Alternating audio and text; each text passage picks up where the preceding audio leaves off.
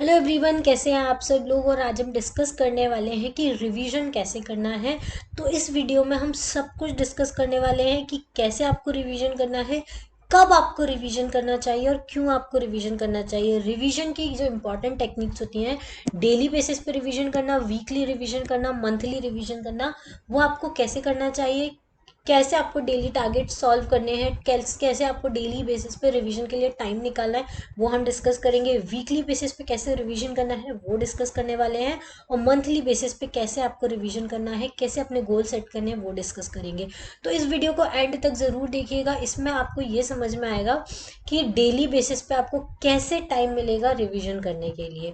तो क्योंकि अब ये सारी रिवीजन टेक्निक्स हैं, ये हम करने वाले हैं।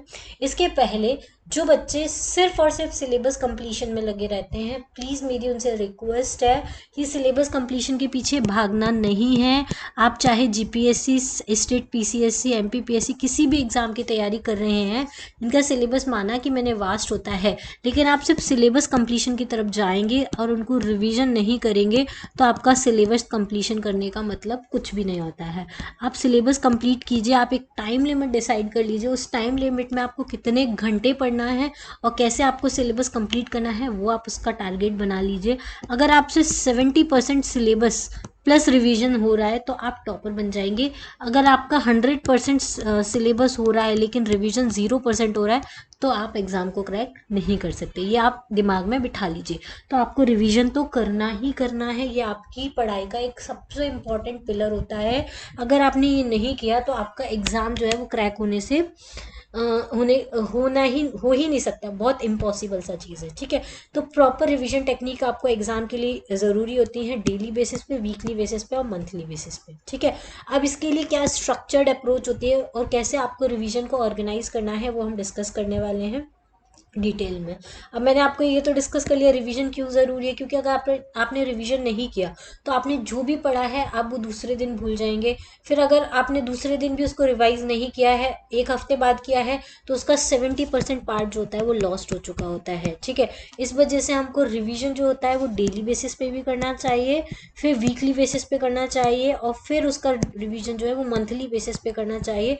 तभी आपको जो है वो फ्रूटफुल रिजल्ट बनेंगे, तभी आप जो है क्वेश्चंस को अच्छे से सॉल्व कर पाएंगे। ठीक है, तो आइए हम सबसे पहले देखते हैं कि आपको डेली रिवीजन कैसे करना है, अपने गोल्स को कैसे सेट करना है डेली रिवीजन करके। तो डेली रिवीजन में आपको क्या करना है, पहले तो आपने जब भी पढ़ाई स्टार्ट की है उसमें आप सबसे पहले आधे से 1 घंटा देंगे जिसमें आप रिव्यू करेंगे कि आपने इसके पहले दिन क्या पढ़ा है।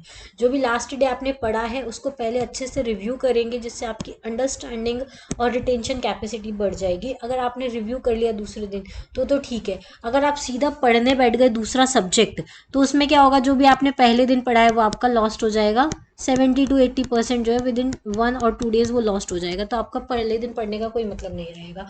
इस वजह से आपको सबसे पहले उठ के रिव्यू करना है। आप ये बस आप सोच लीजिए, आपका जो भी शेड्यूल है वो आप बनाइए, लेकिन बस अपने शेड्यूल में ये ऐड कर लीजिए कि मैंने जो भी पहले दिन पढ़ा है वो मुझे रिवाइज करना है कैसे भी करके।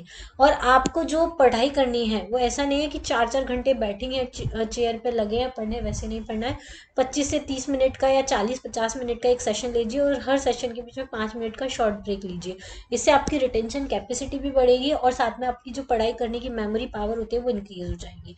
जब भी आप पढ़ रहे हैं एक्टिव लर्निंग टेक्निक्स यूज कीजिए, पैसिव पढ़ाई आपको नहीं करनी है। एक्टिव लर्निंग मतलब जैसे आपने कोई एक टॉपिक पढ़ लिया है तो उसको समराइज कर लीजिए, उसके जो भी इंपॉर्टेंट पॉइंट्स हैं उनको एक पेपर पे या एक कॉपी में लिख लीजिए। जो इंपॉर्टेंट पॉइंट्स है पूरी की पूरी कॉपी नोट डाउन नहीं करनी है। ठीक है, और उसके बाद प्रैक्टिस करना है।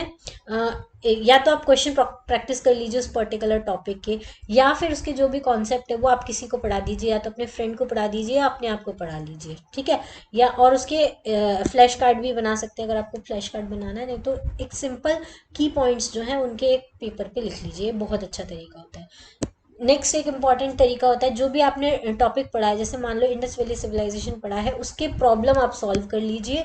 तो उसके क्वेश्चन आप सॉल्व कर लेंगे तो क्वेश्चंस में आपको कुछ नई चीज़ें जानने को मिलेगी, जिनको आप तुरंत जो है आपने जो समराइज पॉइंट लिखे थे उनमें ऐड ऑन कर दीजिए, तो वो आपके हमेशा के लिए पक्के हो जाएंगे। उसके लिए आपको बार बार क्वेश्चन सॉल्व करने की जरूरत नहीं पड़ेगी। फिर क्वेश्चन सॉल्व करने के बाद अपना जो वीक एरिया है उसको आइडेंटिफाई कर लीजिए कि कौन सा पर्टिकुलर टॉपिक है जिसका क्वेश्चन मुझसे नहीं बनना है, तो उसको मैं वापस से रिवाइज कीजिए एक्स्ट्रा टाइम देकर और अपने डाउट्स को क्लैरिफाई कीजिए। तो ये आपको डेली बेसिस पे करना है, ये आपका रिवीजन का इंपॉर्टेंट टेक्निक है। अब आप में आपको यहाँ पे एक चीज समझ में आई होगी रिवीजन कैसे किया गया है। एक तो रिव्यू किया गया है पहला जो प्रीवियस वर्क था उसको, दूसरा रिव्यू करके उसके क्वेश्चंस को सॉल्व किया गया है, ठीक है, ये चीज की गई है। क्वेश्चन सॉल्व करने के बाद अपना वीक एरियाज को आइडेंटिफाई किया गया है, ठीक है। ये तीन चीजें आपको डेली, वीकली और मंथली बेसिस पे करनी है। अब देखो, जब हम वीकली रिवीजन करेंगे तो उसमें क्या करने वाले हैं वो भी आप देख लीजिए।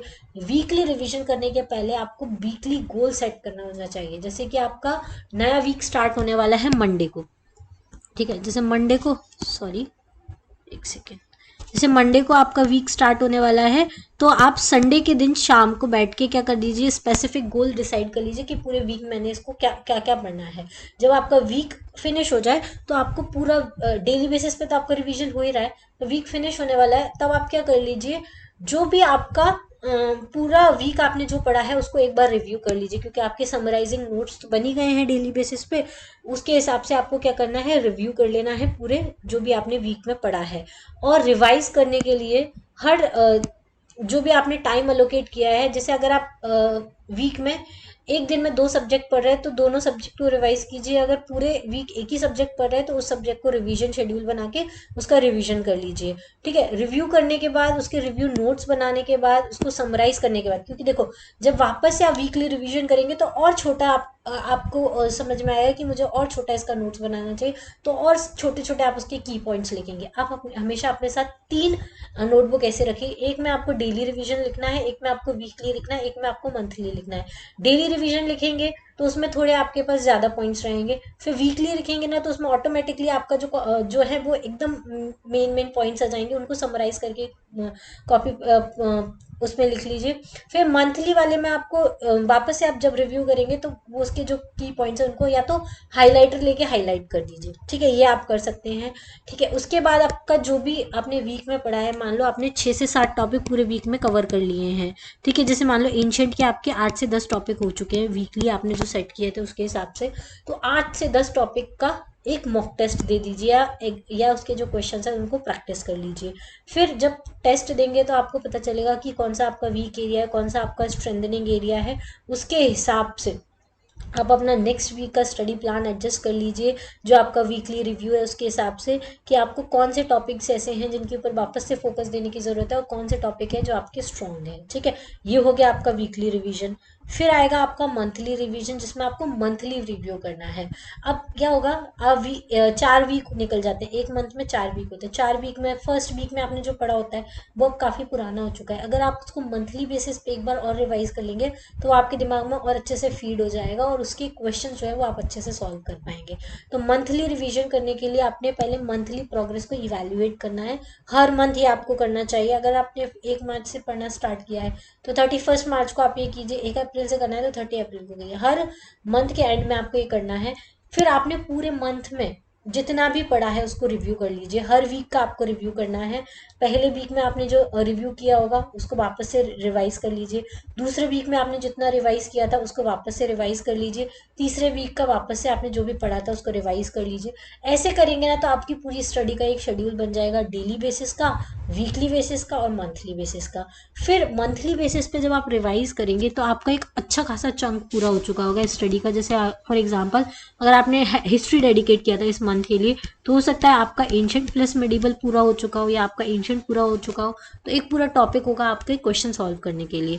हो सकता है आपने डिसाइड किया हो कि इस मंथ मुझे पूरा पॉलिटी करना है या पॉलिटी का आधा पोर्शन करना है, तो एक बहुत सारा जो एरिया है वो आपका कवर हो चुका है, तो उसका आप क्या दे सकते हैं, फुल लेंथ प्रैक्टिस टेस्ट दे सकते हैं, जिससे कि आपको टाइम मैनेजमेंट स्किल्स को भी इम्प्रूव करना आएगा और आप अपने आप को फैमिलराइज भी कर सकते हो एग्जाम फॉर्मेट के साथ, ठीक है।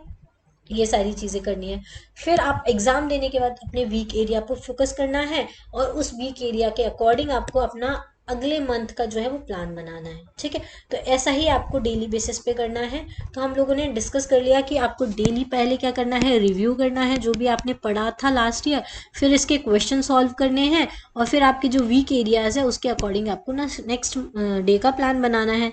वीकली बेसिस पे भी आपको पूरे वीक आपने क्या किया है उसको रिव्यू करना है, उस पर क्वेश्चन सॉल्व करने हैं, जो आपके वीक एरिया है उसके हिसाब से नेक्स्ट वीक का गोल सेट करना है। मंथली बेसिस पे भी आपको पूरा मंथली रिव्यू करना है, फिर क्वेश्चन सॉल्व करने हैं, जो वीक पोर्शन है उसको रिव्यू करना है, और गोल सेट करना है नेक्स्ट मंथ का। ऐसा अगर आपने कर लिया तो आपको टॉपर बनने से कोई नहीं रोक सकता। ये एकदम फुल प्रूफ टेक्निक है रिवीजन करने के लिए। सिर्फ आप इतना कर लेंगे ना तो आपको एग्जाम क्रैक करने से कोई भी नहीं रोक सकता है। सिर्फ आपको याद रखना है डेली टारगेट, वीकली टारगेट और मंथली टारगेट, बट ये सेट कर लिए तो आप टॉपर बन जाएंगे। हर टॉपर ऐसा ही करता है तभी वो टॉपर बनता है। ठीक है, जो बस ऐसे ही पढ़ता जाता है, सिर्फ सिलेबस कंप्लीशन में लगा रहता है, वो टॉपर नहीं बन सकता, क्योंकि वो सिलेबस कंप्लीशन में लगा है, वो चीज़ें रिव्यू नहीं कर रहा है। रिव्यू नहीं करेगा तो उसका एग्जाम में प्रैक्टिस क्वेश्चन सॉल्व नहीं होंगे, क्वेश्चन सॉल्व नहीं होंगे तो एक्यूरेसी नहीं आएगी, एक्यूरेसी नहीं आएगी तो एग्जाम क्रैक नहीं होगा। तो यही सारी चीज़ें होती हैं जो रिविजन में इंपॉर्टेंट होती हैं। तो इस टाइप से रिविजन कीजिए, आप आराम से एग्जाम को क्रैक कर सकते हैं। इसके अलावा अगर आप जीपीएससी कोर्स हमारा परचेज करना चाहते हैं तो सिविल सिग्नल एप्लीकेशन है हमारा, वहाँ से जाके आप परचेज कर सकते हैं।